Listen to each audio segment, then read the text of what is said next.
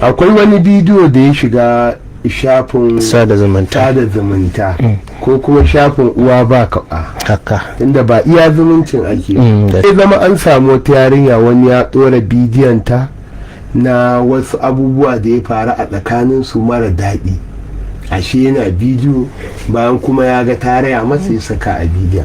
To daga bangare na farko tunanin da al'umma suka buƙaci shiri ya magana a kai shine wai yadda aka tozarta danginta, yadda aka lalata mutuncinta, yadda kuma al'umma ma mutuncin al'umma zai zube ba gaskiya. wannan shi aka fi mai da hankali. So amma abin da shirin mu zai fi mai da hankali abubuwa guda biyu ne. Na ɗaya shine dan bana wannan abin da muka faɗa yanzu, kaga duk wanda ya yi wannan abin bai gane cewa social media daban da duniyar da yake ciki ba. Bai gane ba. Da ya gane zai gane shaɗawa da tatacciyar fitsara da raina shari'a da rashin sanin mutuncin kai, to ya ƙure a duniya daga shi sai dai a yau baya. Da ya gane wannan abin da yi a social media mai tasirinsa, da zai gane ula'ika kal an'am balhum adal, aiki ya irin na dabbobi, kai bari ma ya fi dabbobi dabbanci. Da yawan lokaci muna yin abu sai mu goyo mun cutar da wanda muka yi kanka duk wanda ya nuna wanda dan yada ɗaya ragowar ukun shi suke nuna. Man amina salihan fali nafsi wa man asa fa'ala ya kalaman ka Allah ya faɗa wa man yaba alfa inna ma yaba da abin da kai na alheri ko na shari kanka ka fara yau kafin kai kuwa. Wannan da kafin a gaɓi ne wai yarinyar ruwa ake fara ciwa ɗina wanda ya fara sakawa. Saboda haka ko da kana da mutunci ko baka da mutunci ka guji bakin mutane. Aikata zunubi daban, yada zunubi daban, kowanne kuma da zunubinsa da uƙubarsa.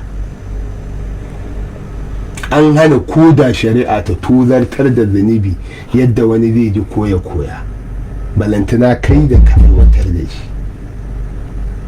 balantana kai da ka aiwatar da shi. Na biyu ko kuma dan uwan wannan shine al'umma, shine ita yarinya da abu ya faru da ita. Wannan abubuwan da muke gani yan uwana matasa, Allah ne yake son mu da alheri sai ya matso mana da hoton lahira kusa. Wannan shine yawma tubla sara'ir, when your deed, your secret are put to test, put to trial, lokacin da za a tuzartar a bayyanar da abubuwan da ka ɓoye kuma a yi musu hisabi na dalla-dalla. Wannan abin da aka yi a social media kuke tunanin wai mutuncinta zai taɓu, za a yi waye, to shi za a yi a ranar lahira, ranar da Allah ya tara na farko da na ƙarshe, mutane da aljanu har da mala'iku.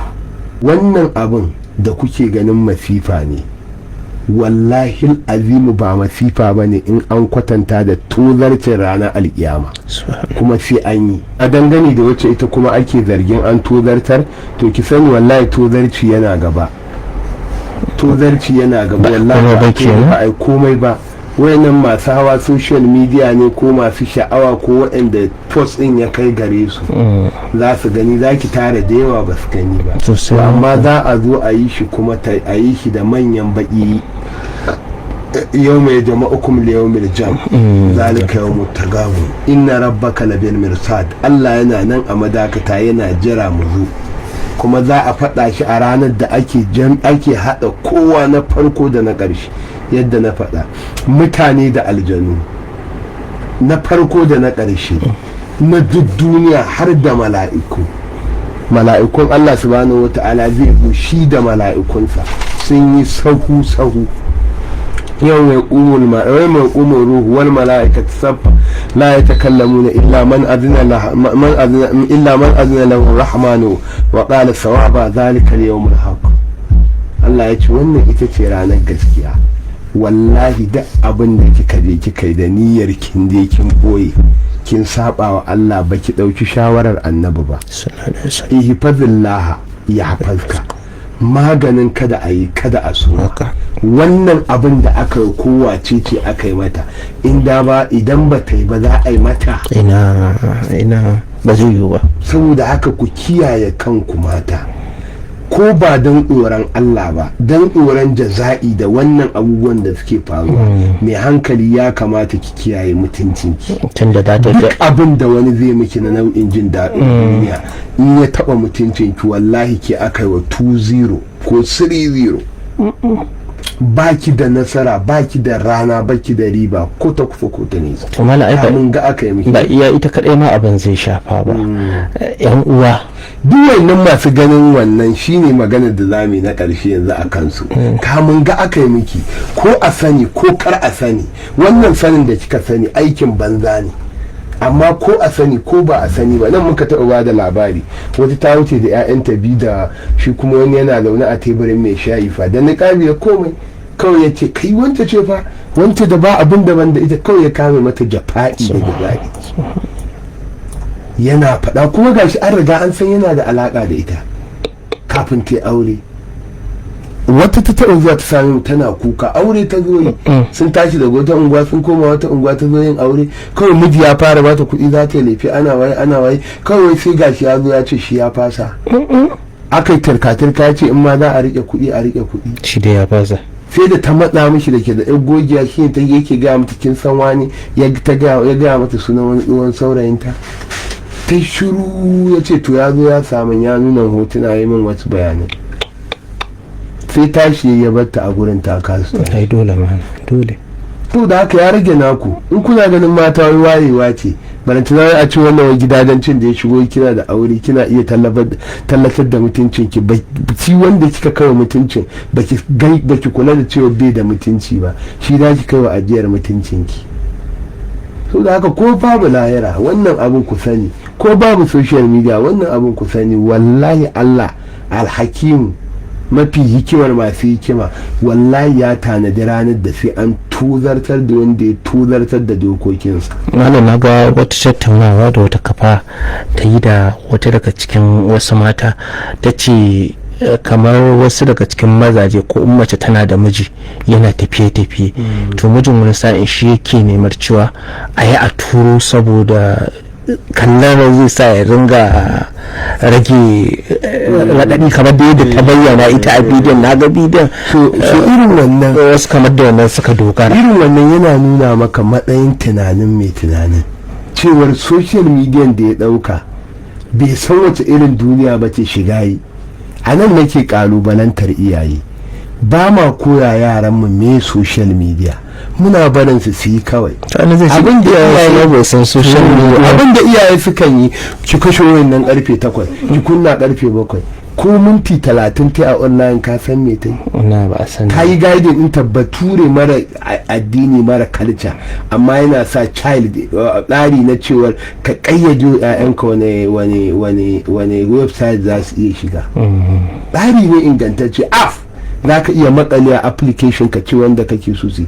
muna koya ƴaƴanmu muna gaya musu, shi yanzu wannan da ya kai ce matar shi ta yi wannan, ko da a ce kai daga ina kake da rashin wayewa ai ya kamata ka gane da in ka tura saƙo akwai kuma wanda zai kai saƙon. dole ne akwai hanyar da za a kai saƙon, wani zai iya interrupt sosai.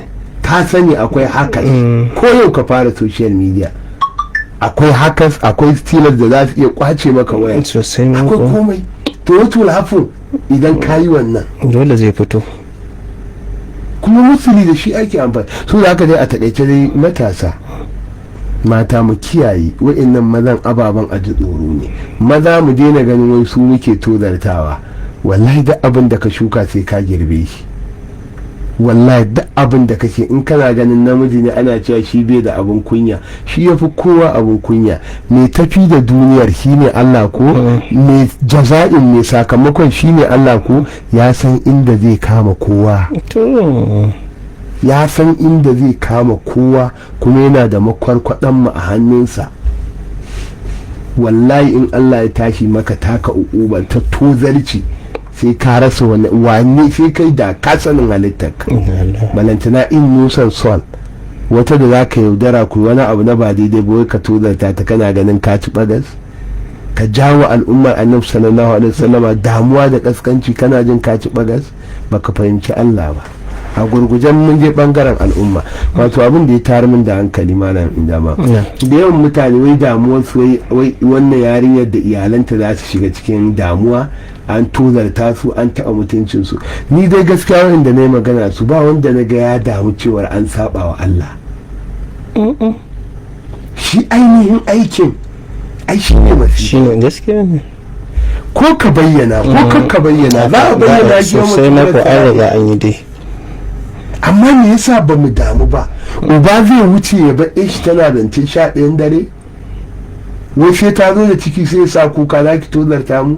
Can bai damuwa ake saba wa Allah. فليحذر الذين يخالفون عن امره. wallahi ka tsoratar da wanda suke saba umarnin annabi. wani tashin hankali da wani azancin zance da alkur'ani da yazo zai haramta zina, a farkon aya ta farko sai aka ce an haramta kisa, wala taqtulu auladukum, ta biyu aka ce la taqrabu zina, ta uku aka kuma cewa wala taqtulun nafsa, kada ku kisa, kada ku kisa, a tsakiya aka ce kada ku zina, saboda hadarinta. Tana ɗaya daga cikin abubuwan da aka ce ba kada ku yi bane, kada ku kusance ta.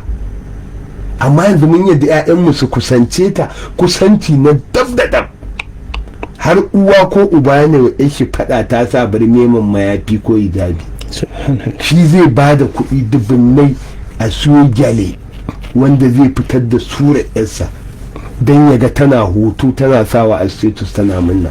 Akwai yaran da nake bibiyar status su, in na ga hoton sai in coyi mahaifinsu baya nan suna ina, kuma suna zaune a gida innocent.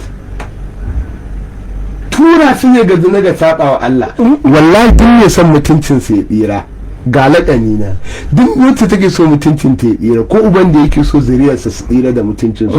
Wallahi annabi sallallahu alaihi wasallam ya ba da laƙani a gurin Mu'adh bin Jabal, ihfazillah, mu kiyaye dokokin Allah, mu kaffa da me Allah yake so da me baya so. Amma wani shekara 2 da yarka a matsayin budurarsa baka damu ka san waye ba, za ka wuce kan ka shiga masu ran ka yi musu gyaran murya, ka zo ka shiga gida in kun gama ku rufe, kowa zo ya dauke ta sun fita, ko an zo an tafi guka za a baka taba damuwa ba. Wai sai san da mun komar da kanmu wai da kunyar duniya gara ta lahira. Wasu ma har alfahari suke na cewa yarsu ta yi goshi. Wallahi sai kun yi kunya biyu, ba goshi ko goshi da ƙiyatai. Wallahi duk wanda ya kunyar duniya ta fi damun shi akan kunyar lahira, sai Allah ya haɗa masa biyan. To da ta duniyar da wallahi ai alƙawarinsa ne, zai iya ma istidraji ka kai ƙarshen ka gama tsiyar sai ka je matsaya ka ɗaya ya tuzarta. Zai iya kuma zare ma albarka a cikin rayuwa ka kasa kwari. Sau da ka mi kafa